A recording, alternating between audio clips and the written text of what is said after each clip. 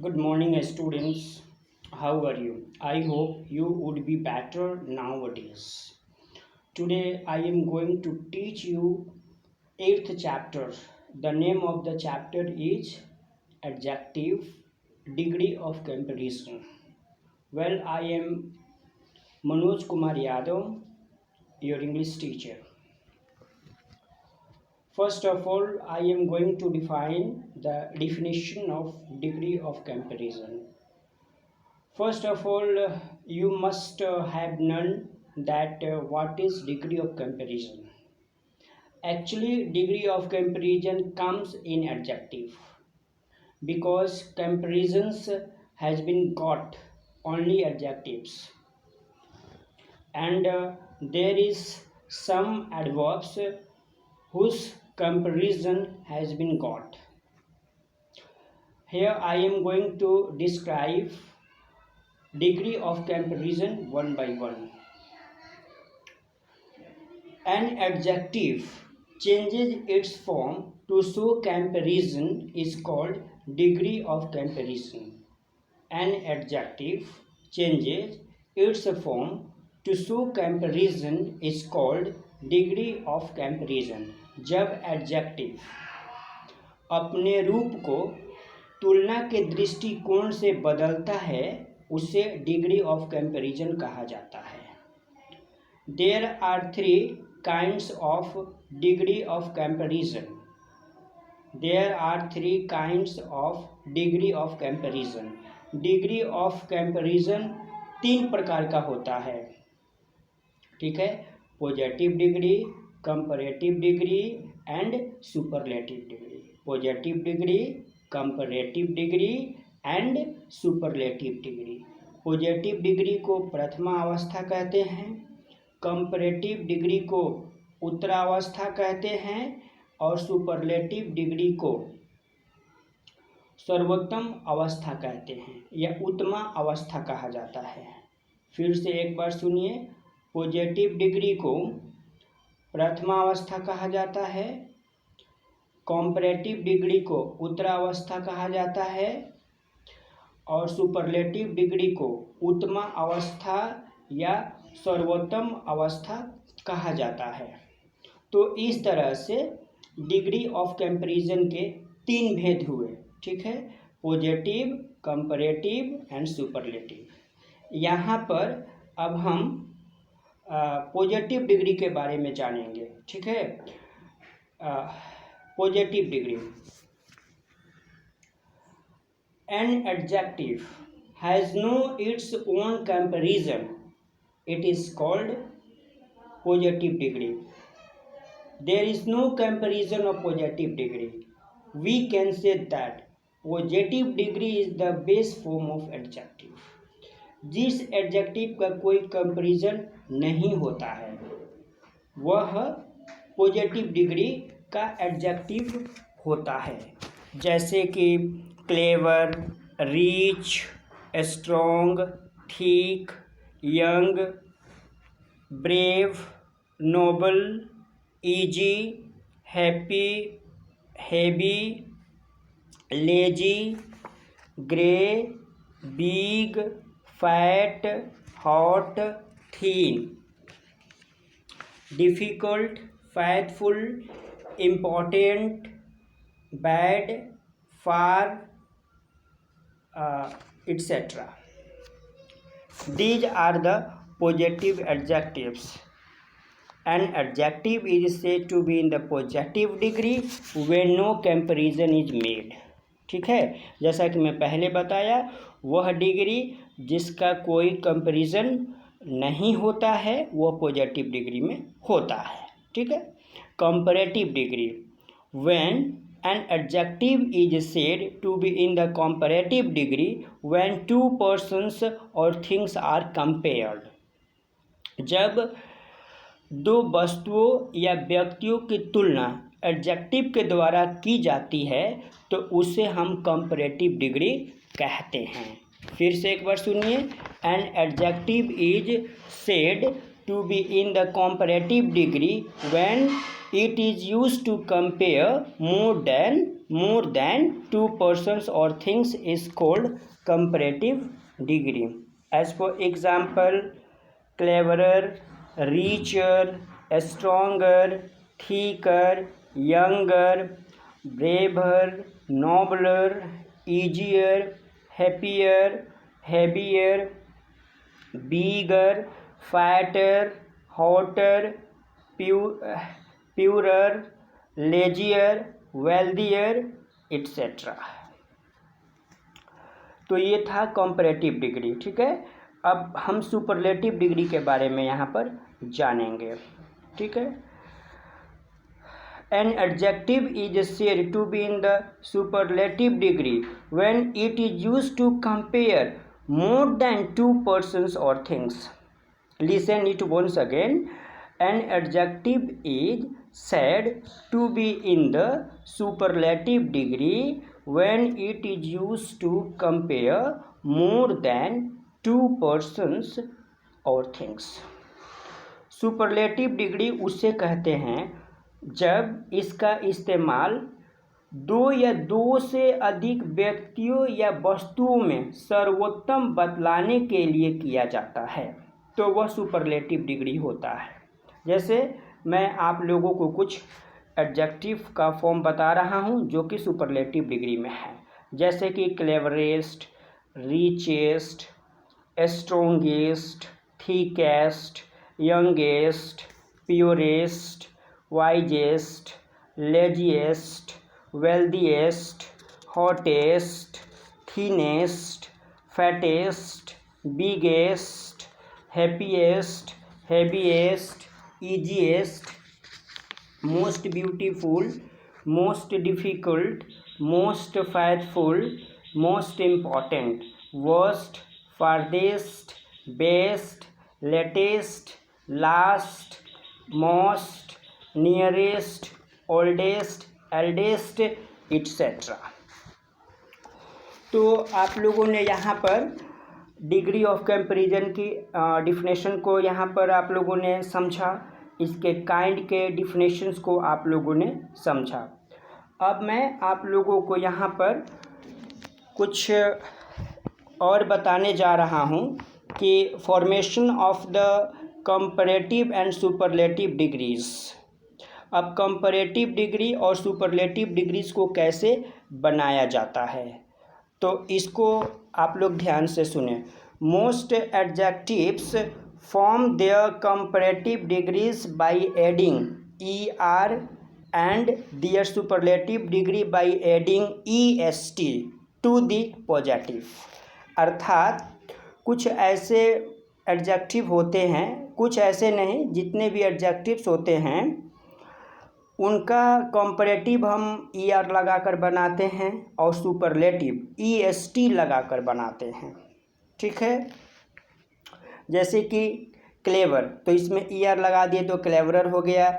EST लगा देंगे तो CLEVEST तो क्लेवरेस्ट हो जाएगा.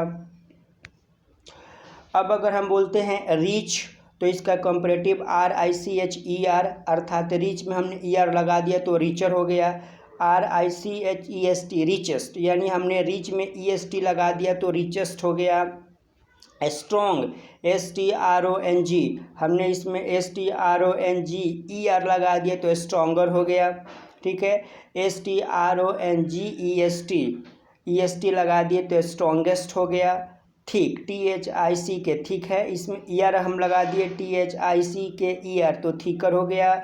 और इसमें EST लगा देंगे जैसे कि THIC के EST तो थिकेस्ट हो गया.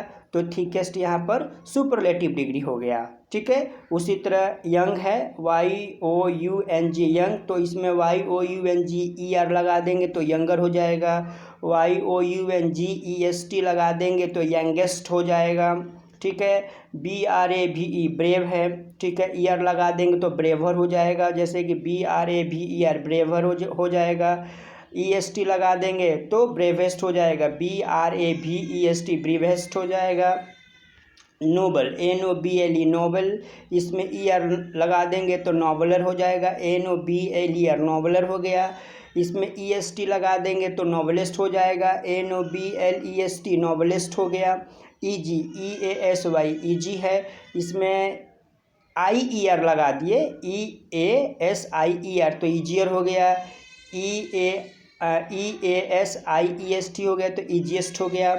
अब यहाँ पर ये समझने की ज़रूरत है कि if the positive ends in y and the y has a consonant immediately before it, the y is changed into I before adding ER and EST, but if the y has a vowel before it, it is not changed into I।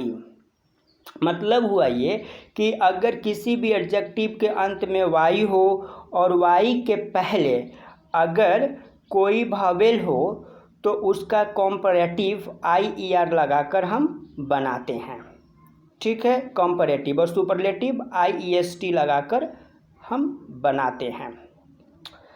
Sorry, यहाँ पर एक चीज़ हम आपको confirm कर दें, sorry, very very sorry.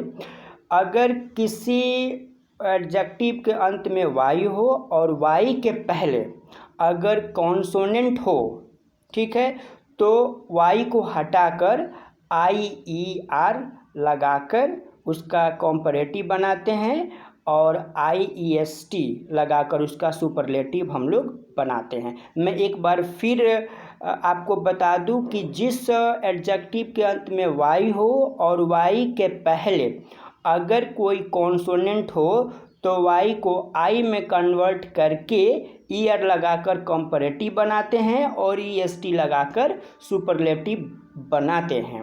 मुझे उम्मीद है आपको ये पॉइंट समझ में आ गया होगा, ठीक है। इसी संदर्भ में मैं आपको एक और चीज़ कहा लास्ट में, मैं अपनी बातों को फिर से दोहरा देता हूँ, आप समझ लीजिए। उसी जो हमने अभी रूल बताया उसी रूल में आगे मैं थोड़ा आपको बता रहा हूँ। But if the y has a vowel before it, it is not changed into आई।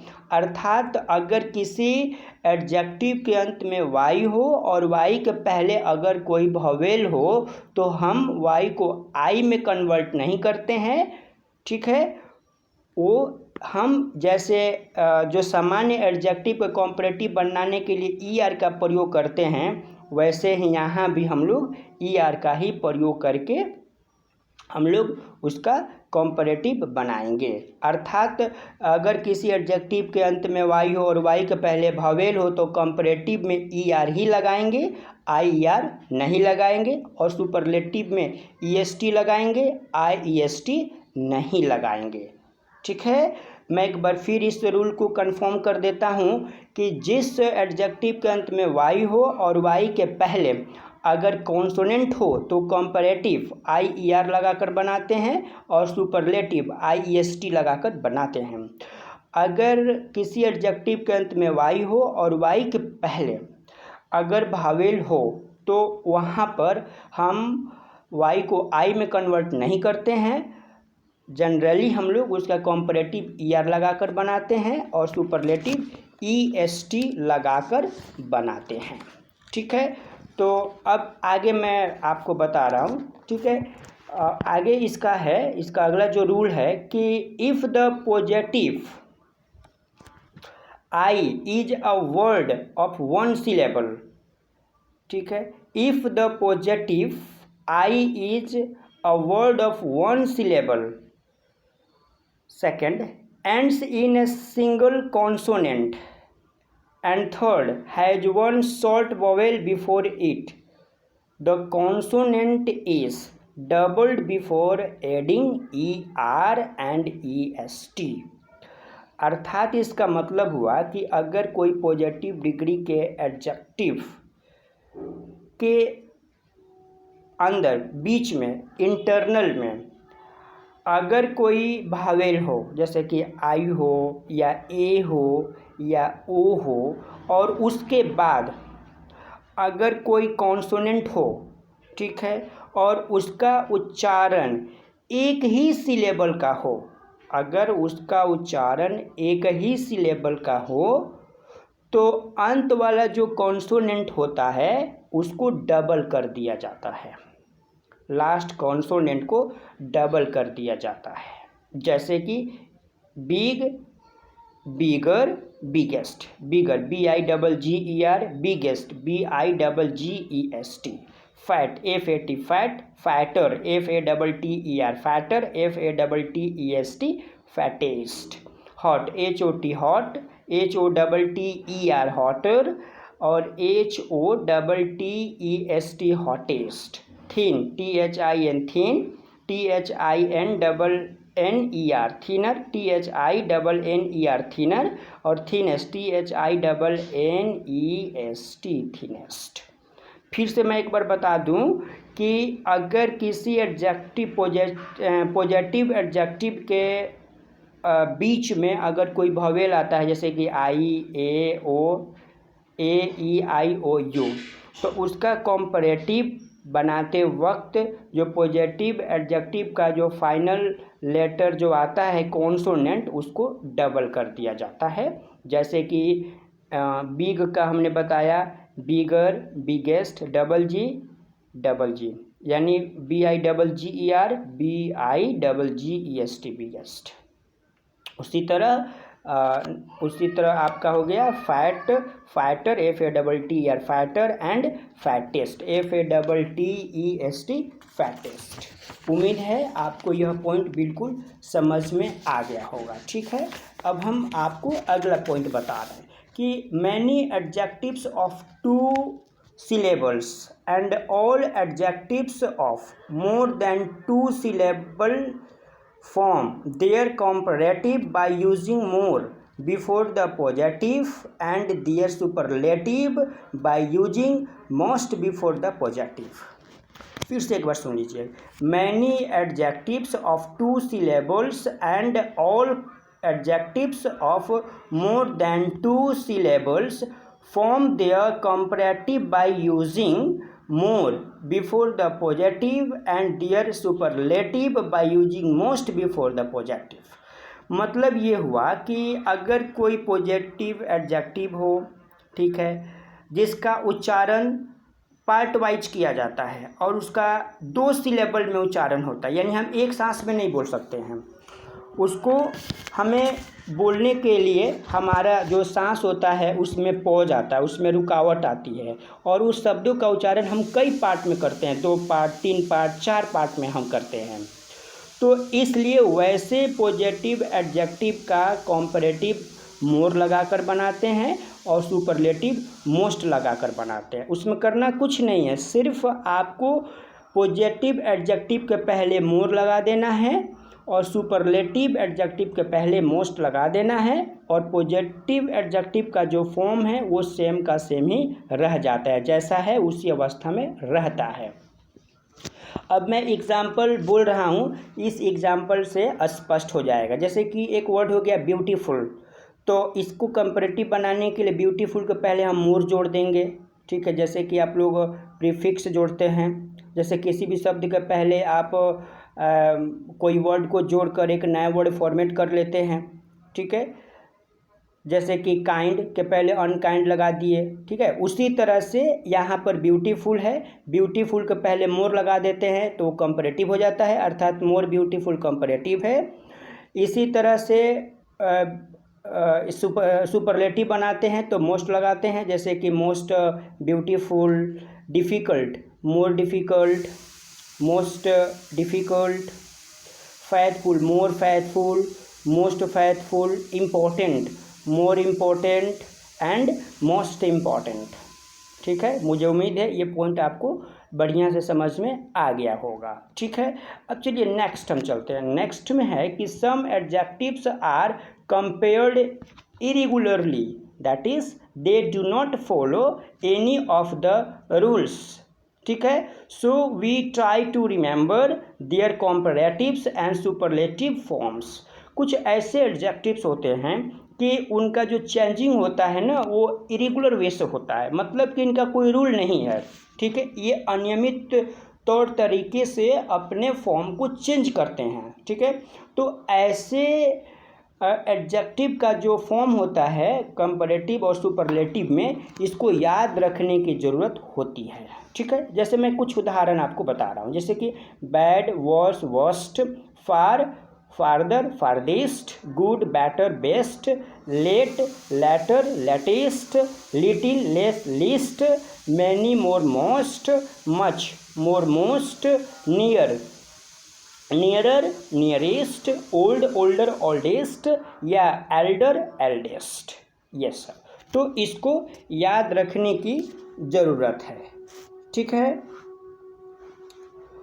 अब थोड़ा सा आगे और मैं आपको कुछ बता दूं कि बहुत सारे स्टूडेंट्स जो होते हैं वो सेंटेंस में डबल कंपैरेटिव्स का यूज़ करते हैं और डबल सुपरलेटिव का यूज करते हैं।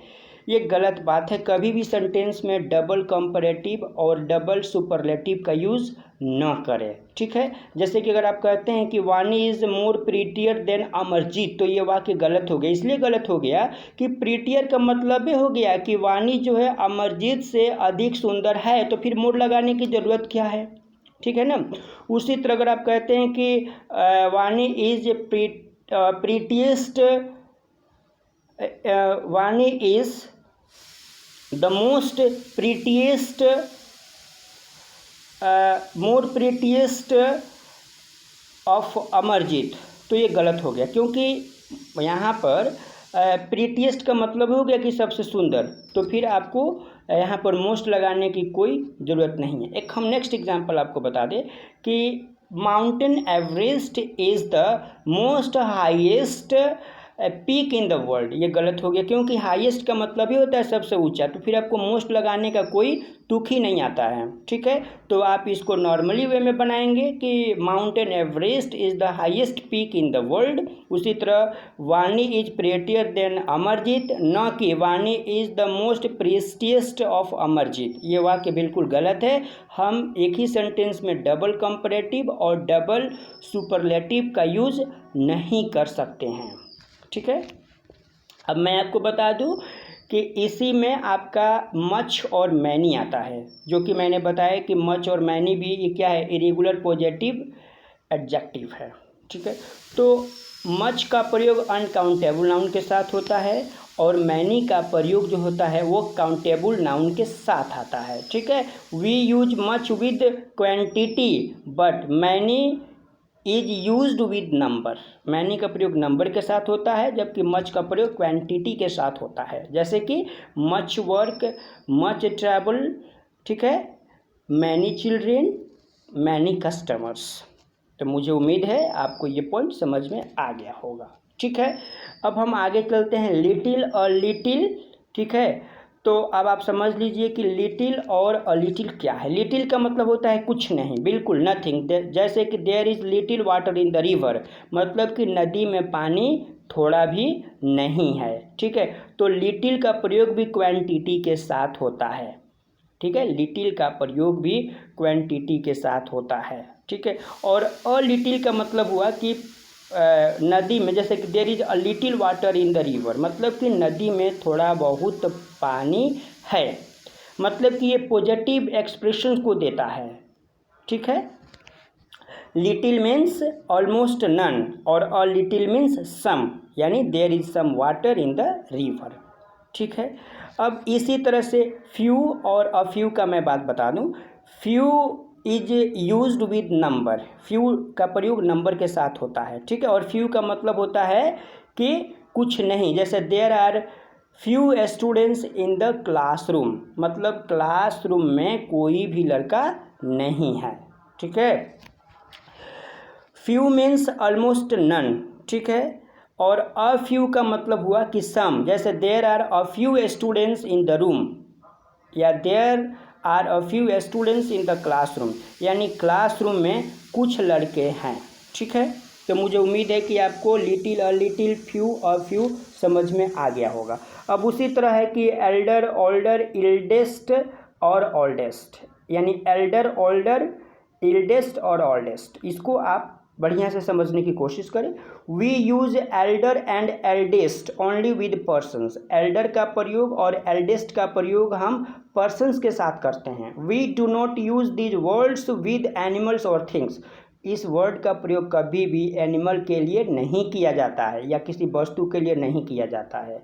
Besides these words are used with members of the same family. ठीक है, जैसे कि अब इसी फैमिली का जो मेंबर है वो क्या है, तो ओल्डर है और ओल्डेस्ट है। जैसे कि my elder brother is a doctor, यानी मेरा बड़ा भाई क्या है, डॉक्टर है। Her eldest sister has got married, उसकी बड़ी बहन की शादी हो चुकी है। ठीक है, तो यहाँ पर आप समझ लें कि if we are going to use then in a sentence we use older and not elder. मतलब कि ये हुआ कि John is older than his sister, कि जॉन अपनी बहन से बड़ा है।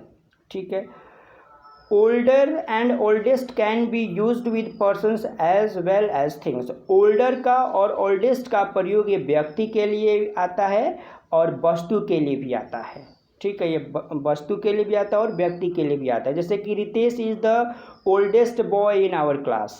ठीक है, this is the oldest house in our street. तो यहाँ पर आपने समझा कि ओल्डेस्ट और ओल्डर का प्रयोग वस्तु के लिए आया, जबकि एल्डर और एल्डेस्ट का प्रयोग वस्तु के लिए नहीं आता है, वो व्यक्ति के लिए आता है। एक और चीज़ मैं आपको बता दूं इसी संदर्भ में कि एल्डर और एल्डेस्ट का प्रयोग अपने भाई बहन में बड़ों का बोध कराने के लिए होता है। जैसे हमारे अपना कोई भाई है, ठीक है, और वो अगर हमसे बड़ा है, ठीक है, या हमारे जितने भी भाई हैं उन सभी भाइयों में वो बड़ा है, तो उसके लिए हम एल्डर या एल्डेस्ट का प्रयोग करते हैं। यानी एल्डर और एल्डेस्ट का प्रयोग अपने के लिए आता है, और ओल्डर या ओल्डेस्ट का प्रयोग तो कोई भी हो सकता है। आपका रिलेशन का भी हो सकता है, आपका रिलेटिव्स भी हो सकता है, आपका दोस्त भी हो सकता है। ठीक है, वो कोई भी हो सकता है, लेकिन एल्डर जब भी करेंगे तो अपने सगे संबंधियों के लिए करेंगे। याद रखें एल्डर का प्रयोग अपने से सगे संबंधियों के लिए करेंगे। ठीक है, एल्डर का प्रयोग अपने से सगे संबंधियों के लिए करते हैं, जबकि ओल्डेस्ट का प्रयोग नॉर्मल सबके लिए होता है। ठीक है, मगर एक बात और बता दूं ताकि आप कंफ्यूज ना करें, एल्डर और ओल्डर का प्रयोग पर्सन के लिए आता है, सिर्फ पर्सन के लिए, जबकि ओल्डर और ओल्डेस्ट का प्रयोग व्यक्ति और वस्तु दोनों के लिए आता है। तो मुझे उम्मीद है कि आपको ये लेसन भली भांति समझ में आ गया होगा। ठीक है, thank you and have a good day.